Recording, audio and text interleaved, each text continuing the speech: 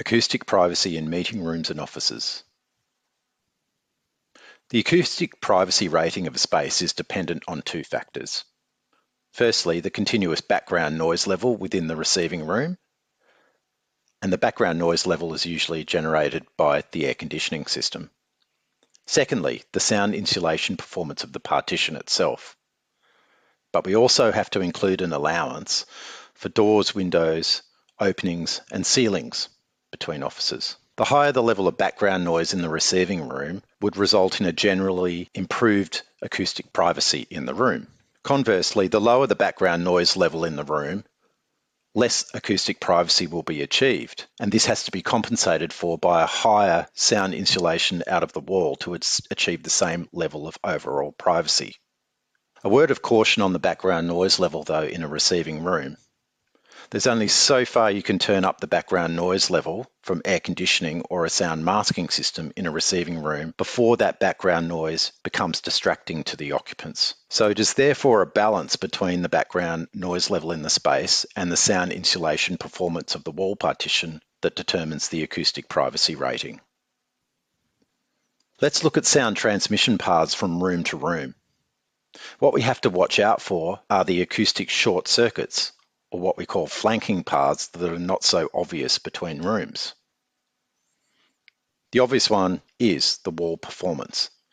The higher the wall performance, generally the higher the acoustic privacy.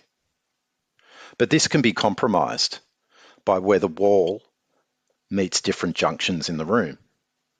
So at location 2 here, shown in the diagram, where the wall meets the facade of the building, we have a wall facade or wall-to-wall junction or a potential crack or gap where sound can bypass the partition itself. It is critical to seal this junction acoustically to avoid this happening. Next, at location 3 here shown in the diagram, we have the air conditioning system.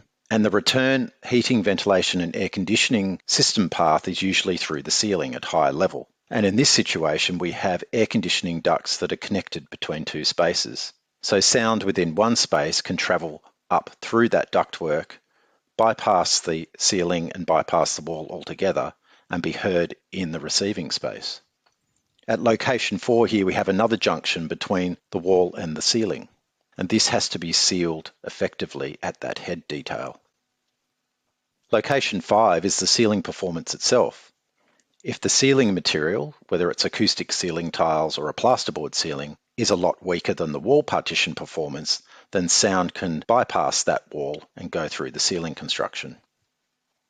At location 6 here, we have the supply air from the heating, ventilation and air conditioning system.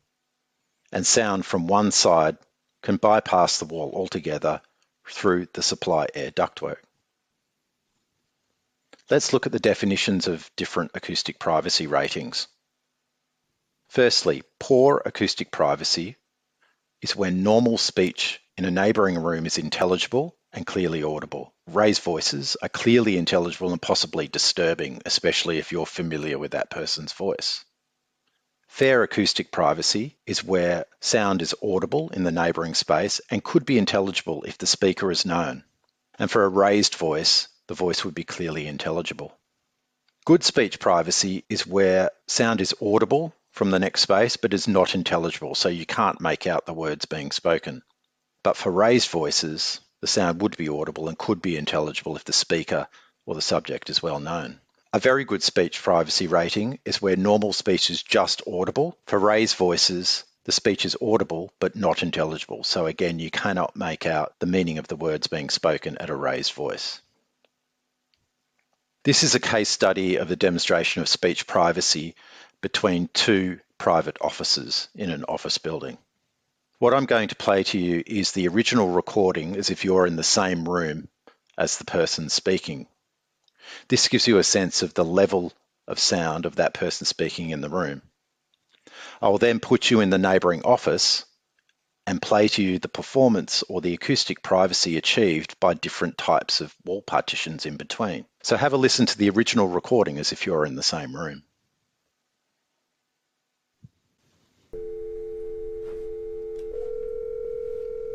Hi, this is Kurt. Hey Kurt, this is Joseph. Joseph, how good to hear from you. It's good to hear from you too, Kurt. I know it's been a long time since we last spoke. Now you are sitting in the neighbouring office space and you have a translucent glass partition between you. Glass partitions are often used in office buildings these days to facilitate more natural daylight. But in this case, you will find that the 10.38mm laminated glazing is actually acoustically weak in terms of providing acoustic privacy. The build-up is that laminated glass in between. There's no ceiling void barrier, so the laminated glazing only extends to the level of the drop-down ceiling. This provides a weighted sound reduction of 35 decibels, which effectively is a 35 decibel reduction from one side to the other. And what I've also included is the background noise from the air conditioning system. So have a listen as if you're in that receiving space.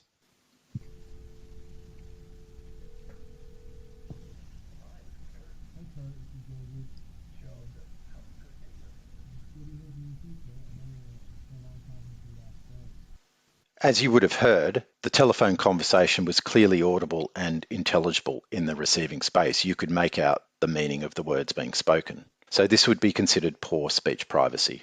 Now, if we change the partition type to include a plasterboard partition, which has two layers of 16mm plasterboard on one side and one 16mm layer standard plasterboard on the other side, with 50mm of fiberglass acoustic insulation in the cavity, this is expected to achieve a weighted sound reduction index of 45 decibels, or 45 decibels reduction from one side to the other.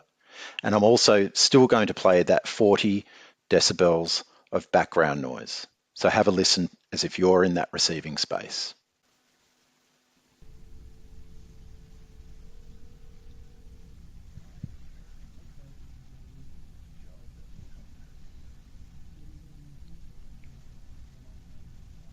So you could hear a much more improved acoustic privacy using this partition. You could still make out that words were being spoken, but it was very difficult to make out the meaning of the words. So this would be considered to be good speech privacy.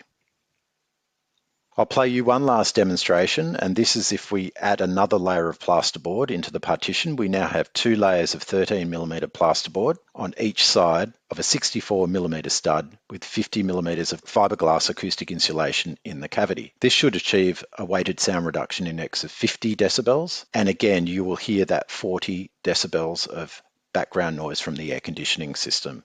So have a listen as if you're in that receiving room.